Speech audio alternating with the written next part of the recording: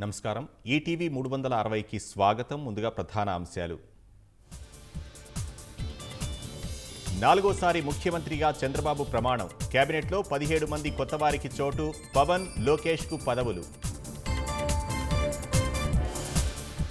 మోదీ అమిత్ షా సహా కేంద్ర పెద్దలు హాజరు ఆలింగనం చేసుకుని చంద్రబాబును అభినందించిన ప్రధాని యువత ఆకాంక్షలకు కొత్త ప్రభుత్వం నెరవేరుస్తుంది రాష్ట్ర కీర్తిని ఉన్నత శిఖరాలకు చేర్చాలని ప్రధాని ఆశాభావం రాష్ట్ర పునర్నిర్మాణంలో మంత్రులదే కీలక బాధ్యత శాఖల వారీ శ్వేతపత్రాలు విడుదల చేస్తామన్న చంద్రబాబు తిరుమల వెంకన్న దర్శనానికి వెళ్లిన చంద్రబాబు గురువారం సీఎంగా బాధ్యతలు స్వీకరణ